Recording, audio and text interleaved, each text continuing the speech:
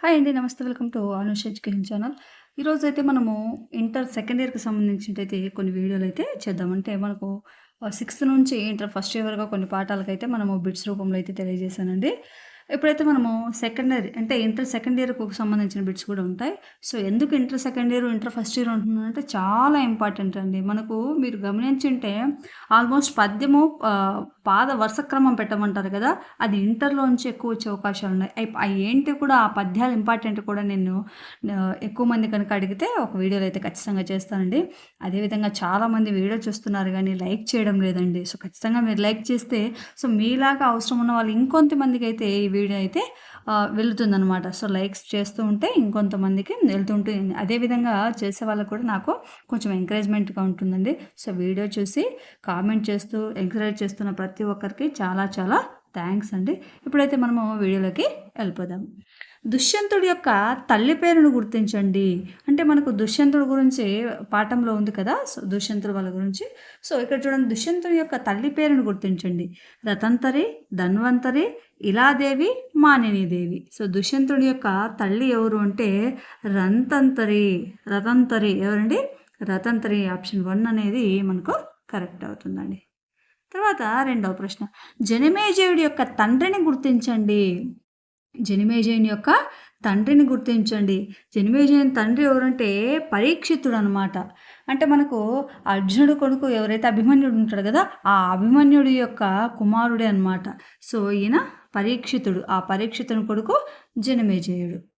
తర్వాత మూడవ ప్రశ్న. క్రింది వానిలో ఈశ్వరార్చన కళాశీలుడు చాలా చాలా ఇంపార్టెంట్ అండి ఈ బిట్టును ప్రతిసారి. ఎందుకంటే మనకు శ్రీనాథుడు, అష్టదిగ్గజాలు ఎంత ఇంపార్టెంట్ అంటే అంత ఇంపార్టెంట్ అండి. వాళ్ళ నుంచి ఖచ్చితంగా డిఎస్సి గాని, టెట్ గాని ఈ టాపిక్ నుంచి అంటే శ్రీనాథుడు గాని, అష్టదిగ్గజాల నుండి ఒక్క బిట్ అయినా రాకపోతే అది అసలుకు డిఎస్సి గాని, టెట్ గాని క్వెషన్ పేపరే కాదని మనము అనుకోవాలనమాట.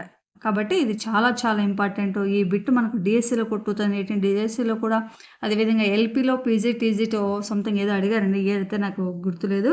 ఈ బిట్ అయితే అడిగారనమాట. సో, క్రింది వారిలో ఈశ్వరార్చన కళాశీలుడు ఎవరు అంటే అండౌటెడ్లీ మనకు కవి సార్వభౌముడైన శ్రీనాథుడేనండి. చాలా ఇంపార్టెంట్ ఈ బిట్ అయితే.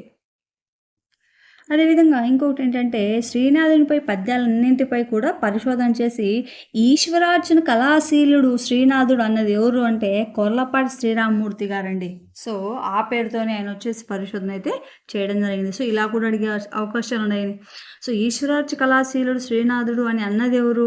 లేకపోతే శతకాలుంటాయి. సారీ మనకు ఏవైతే వీళ్ళ రచనలుంటాయి కదా! అవి కూడా అంకితాలుంటాయి. చాలా చాలా ఇంపార్టెంట్. మనకు శ్రీనాథుడి యొక్క అంకితం పల్నాటి వీర చరిత్ర అనేది వచ్చేసి మనకు చెన్నకేశవ స్వామికి అయితే అంకితం ఇచ్చాడండి.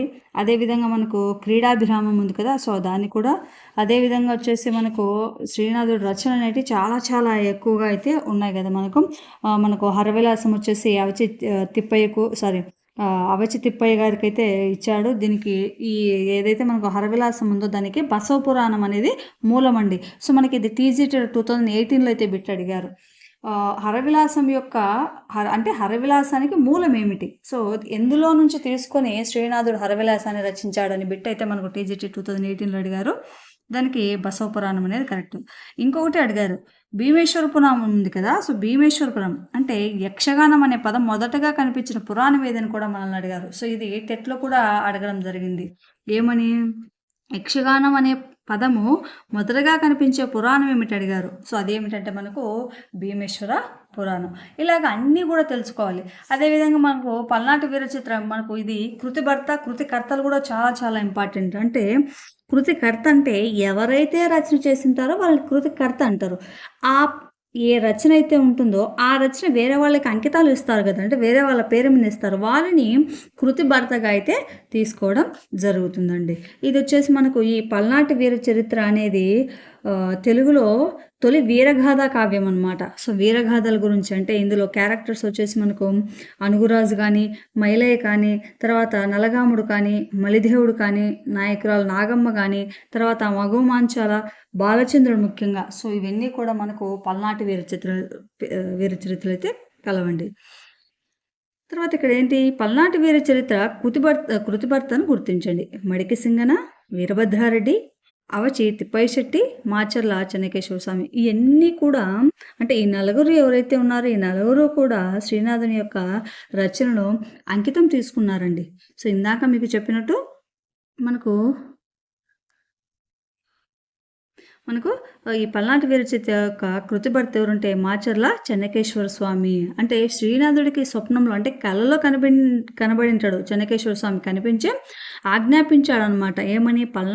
పల్నాటి వీర చరిత్రను రచించమని. సో, అలా ఆయన అంటే ఆయనను తలుసుకొని దీనిని రాయడం జరిగింది. ఇదంతా కూడా మనకు పల్నాటి వీర చరిత్ర ఎందులో కాదు అంటే ద్విపద ఛందస్సులో రాయబడింది అండి. అక్కడక్కడ మనకు మంజరి ద్విపద కూడా ఈ పల్నాటి వీర చరిత్ర అయితే కనబడుతుంది. సో, మొత్తానికి అంకితం ఇచ్చింది ఏంటంటే మాచర్ల చెన్నకేశ్వర స్వామి. ఇంకొకటి చాలా ఇంపార్టెంట్. సో, ఇది కూడా అడిగే అవకాశాలు ఉన్నాయి. ఏంటి? శ్రీనాథుని యొక్క ఏ రచనలో కోడిపందాల గురించి కానీ గంగిరెద్ద ఆటల గురించి కానీ అడిగారు అంటే మనకు ఈ పల్నాటి వీర చరిత్రలోని బొంగరాలాట గురించి కానీ కోడిపందాల గురించి కానీ గంగిరెద్దుల ఆట గురించి కానీ సో ఇవన్నీ కూడా మనకు ఇందులో కనబడతాయి అన్నమాట. కళ్ళు ప్రతిష్ఠ గురించి ఇందులోనే పేర్కొనడం జరిగింది. చాలా చాలా ఇంపార్టెంట్, గుర్తుంచుకోగలరు. తర్వాత ప్రశ్న, రాశిలో చిన్నదైన వాసిలో మిన్ని అయిన రచనను గుర్తించండి. అంటే రాశిలో చిన్నది అంటే కానీ వాసిలో అంటే తెలియజేయడంలో చాలా మిన్న అంటే పిట్ట కొంచెం కూతగనం అంటారంటారు. సో ఆ ప్రకారానికి వస్తుందన్నమాట. అదేంటో చూద్దాము. ఆంధ్ర మహాభారతం, తర్వాత పల్నాటి వీర చరిత్ర, మొల్ల రామాయణం, కన్యక.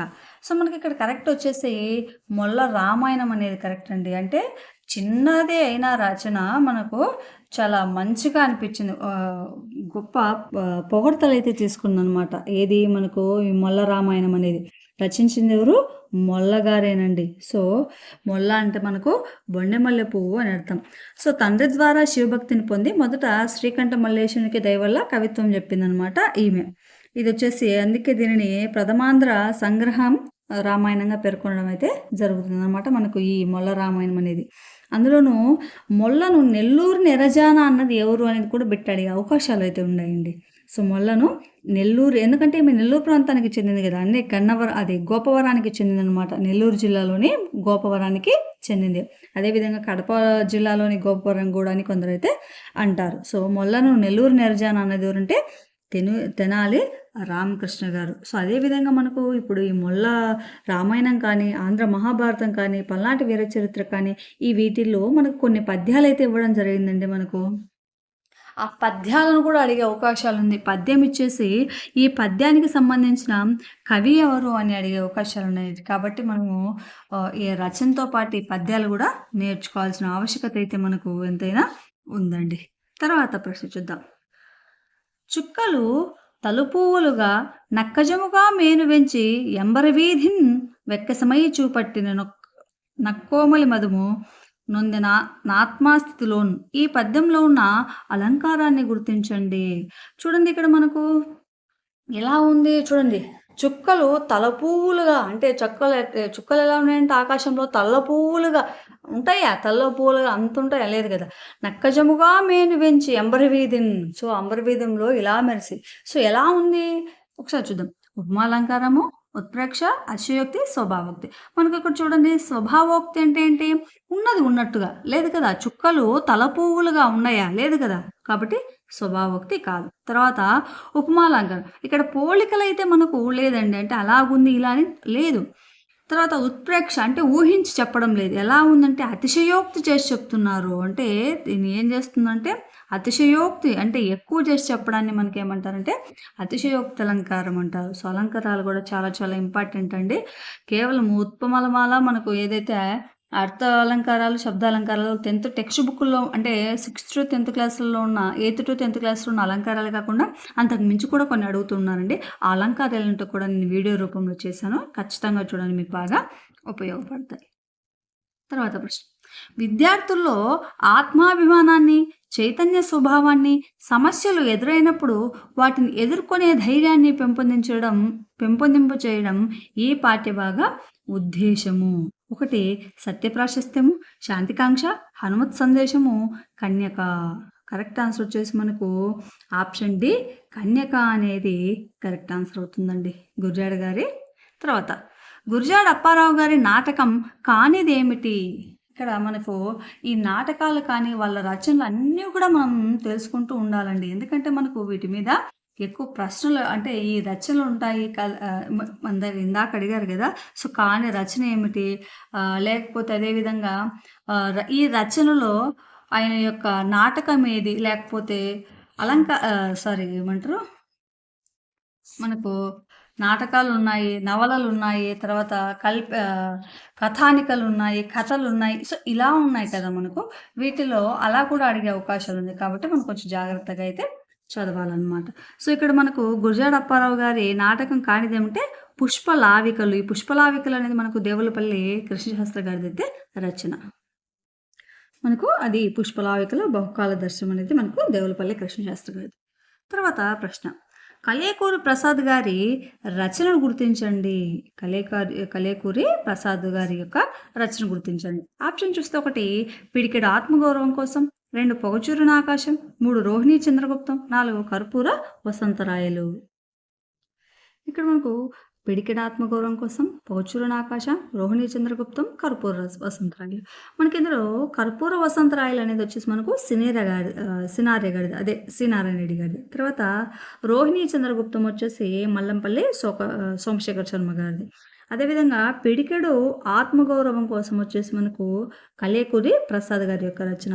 సో, అందులోని ఇంకొకటి ఏంటంటే ఈయనది అంటే మనకు లెసనే కర్మభూమిలో పోసిన ఓ పువ్వ కదా! సో, చాలా ఫేమస్ అయిన సాంగ్ కూడా అది మనకు సినిమాలో కూడా అయితే ఉందండి. సో, ఈ పాట కూడా చాలా చాలా ఇంపార్టెంట్ మనకు అడిగే అవకాశం.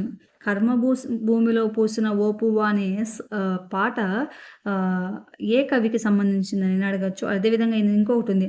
భూమికి పచ్చని రంగేసినట్టు అనేది కూడా ఈయన యొక్క రచనేనండి, ఇంపార్టెంట్. తర్వాత భూమికి పచ్చని రంగేసినట్టు ఈ పాటను రాసిన వారిని గుర్తించండి. చెప్పాను కదా ఇట్లా పాటలు అడుగుతారు. ఎవరు మనకు కలేకూరి ప్రసాద్ గారు అండి, కలేకూరి ప్రసాద్ గారు. తర్వాత అద్దేపల్లి రామ్మోహన్ రావు గారి మధుజ్వాల ఈ కోవకు చెందిన రచన.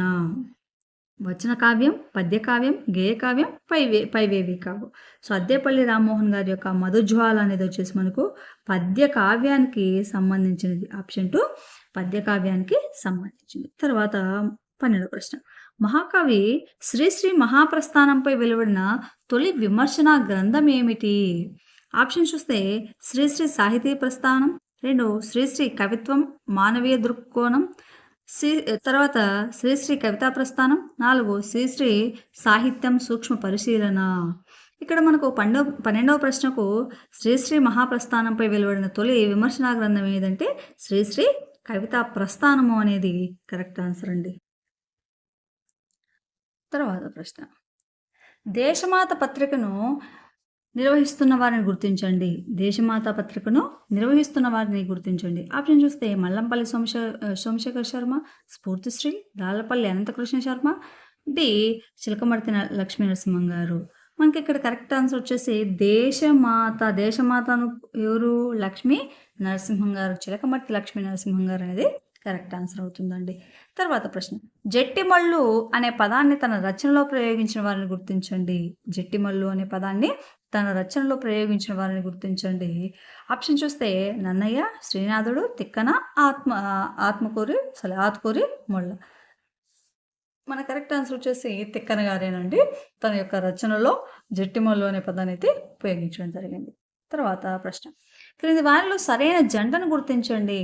1 భోజుడు సరస్వతి కంఠాభరణం, 2 జయదేవుడు శిశుపాలవధ, 3 మాగుడు కిరాతార్జునీయం, ది భారవి చంద్రలోకము. సో, ఫస్ట్దే కరెక్టేనండి. మనకు భోజుడు వచ్చేసి సరస్వతి కంఠాభరణం అనేది చందో గ్రంథం అయితే రచించాడు. సో, జయదేవుడు వచ్చేసి మనకు గీతా గోవిందం కానీ, భారవి కిరాతార్జునీయము. సో, ఈ కరెక్ట్ అనమాట. మిగతా తర్వాత ప్రశ్న చూస్తే అర్ధ సంకోచం చెందిన పదాన్ని గుర్తించండి. తైలము, చీర, కంపు, సంభావన. సో, మనకు ఈ అర్థ విపరిణామం కానీ, ధ్వని విపరిణామాల గురించయితే దాదాపు మనకు 1-2 ప్రశ్నలైతే వస్తాయండి.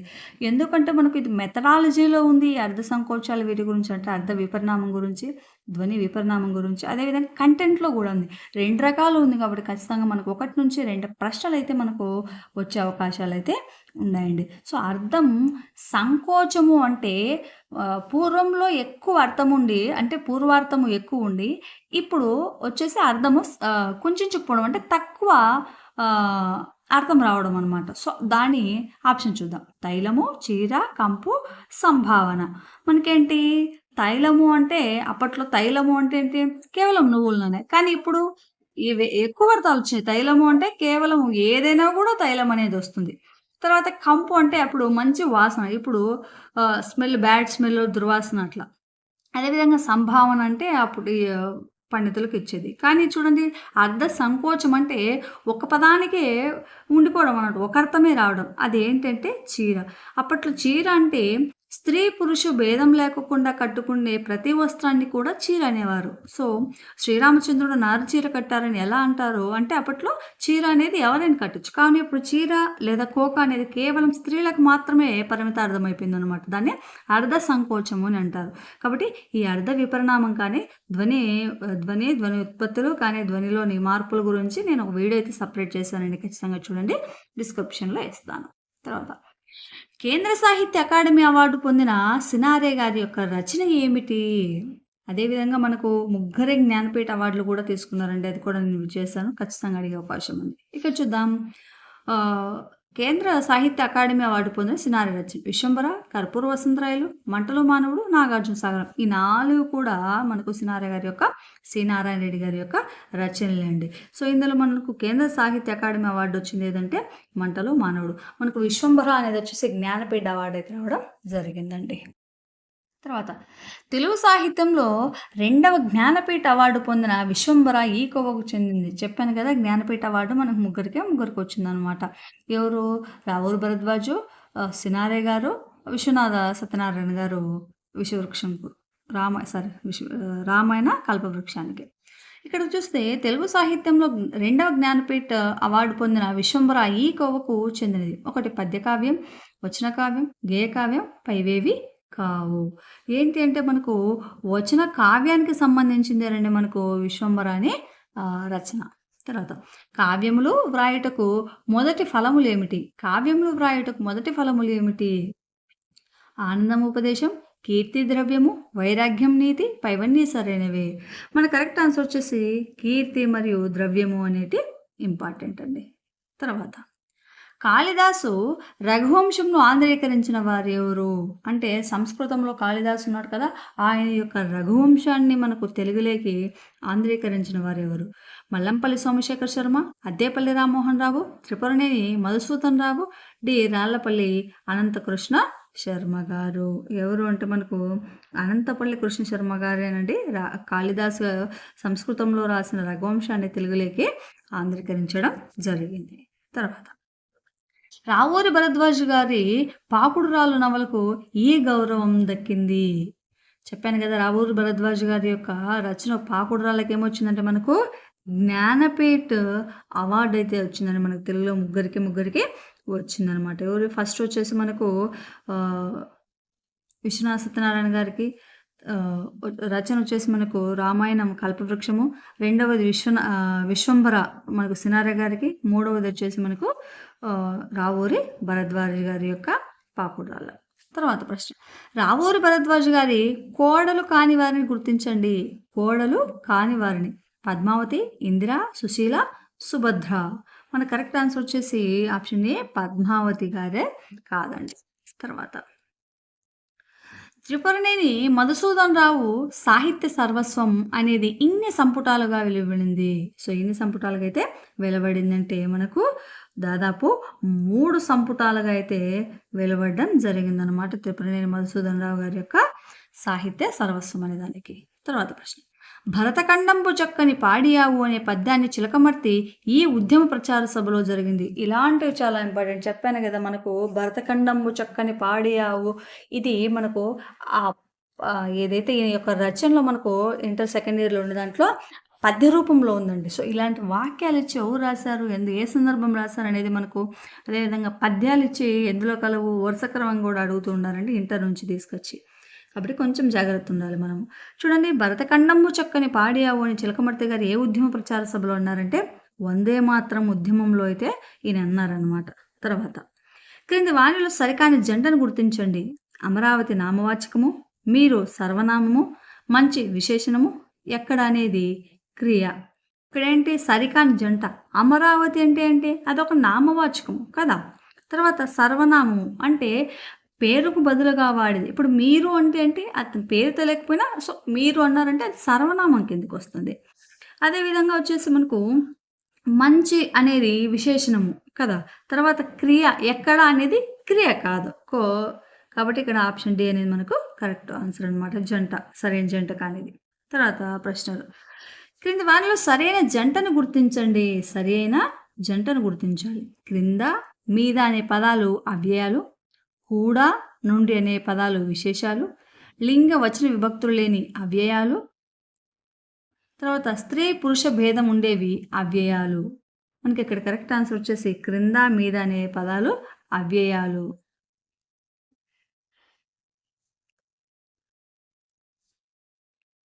మనకు ఇక్కడ చూడండి లింగ వచన విభక్తులు లేని వాటిని అవ్యయాలంటారు. స్త్రీ పురుష భేదం ఉండేవి అవ్యయాలు తప్పేనండి. కూడా నిండా అనేది కాదు. విశేషణం అంటే ఇప్పుడు ఎరుపు అనేది ఒక విశేషణం. కాబట్టి ఇక్కడ ఏంటి క్రింద మీద అనే పదాలు అవ్యయాల కిందకైతే వస్తాయన్నమాట. అంటే లింగ విభక్తులు లేనివే అవ్యయాలు వస్తాయి. కాబట్టి క్రింద మీద అనే దానికి లింగం కాదు, వచనం కాదు, విభక్తి కాదు కదా. తర్వాత ప్రశ్న. రైలు వచ్చినా చుట్టాలు రాలేదు. ఇది ఏ రకమైన వాక్యము? సామాన్యము, సంశిష్టము, సంయుక్తము, పైవేవిక.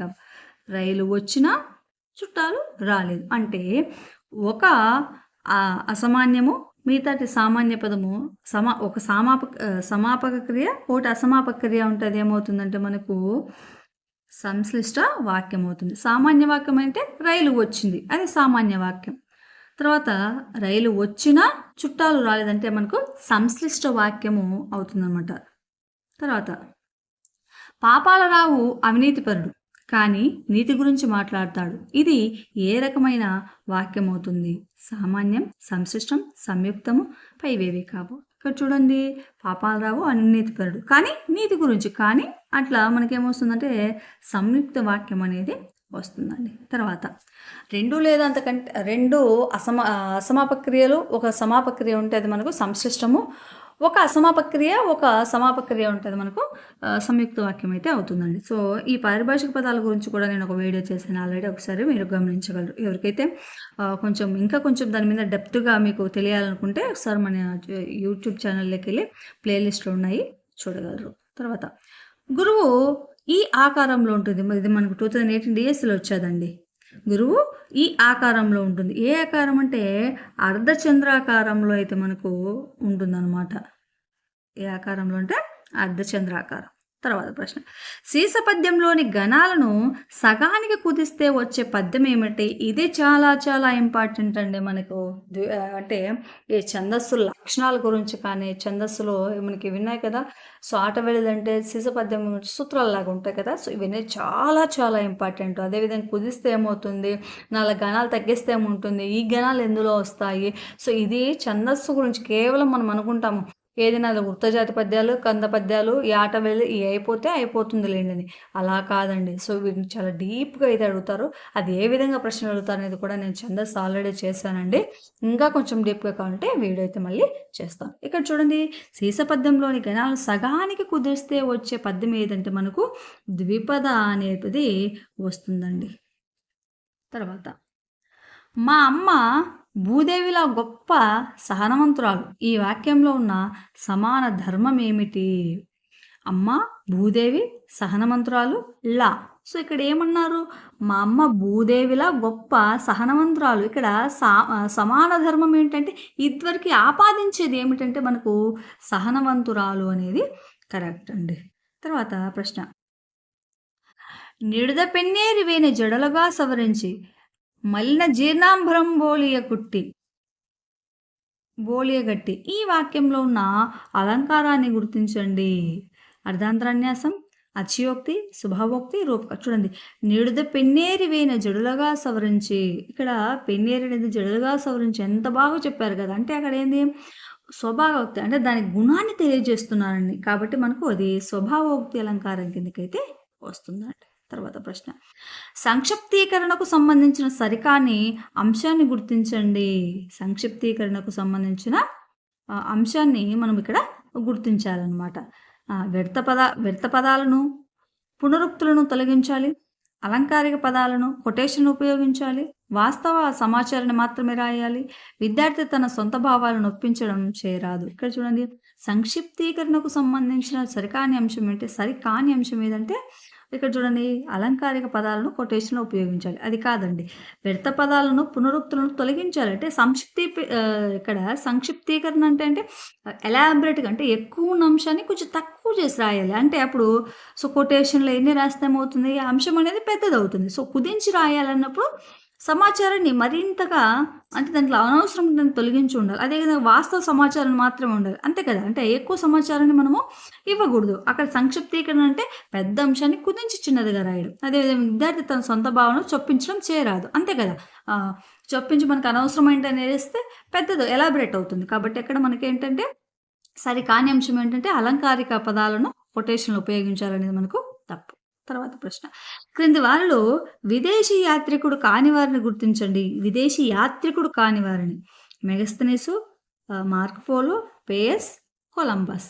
మనకిక్కడ కరెక్ట్ ఆన్సర్ వచ్చేసి కొలంబస్. ఇక్కడ